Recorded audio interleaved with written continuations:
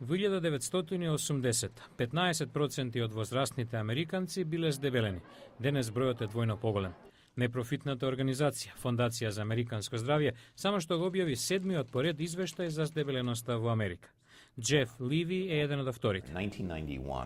Во 1991 во ниту една сојузна држава немаше ниво на здебеленост над 20%. Сега 38 држави имаат стапка на здебеленост меѓу возрастни од преку 25%. Од минатата година, нови 4 држави регистрирале ниво на здебеленост од алармантни 30% и повеќе.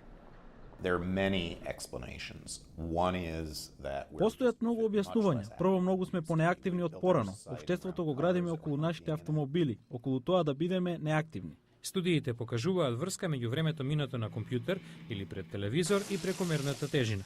Други истражувања акцентираат висококалоричната храна.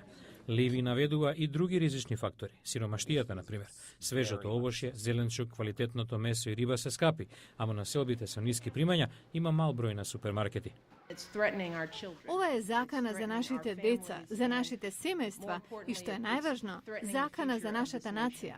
Првата дама на САД, Мишел Обама, води кампања против здебеленоста кај децата. Минатата година американската администрација одвои преку $400 милиони за отворање на супермаркети во населбите каде нема многу продавници.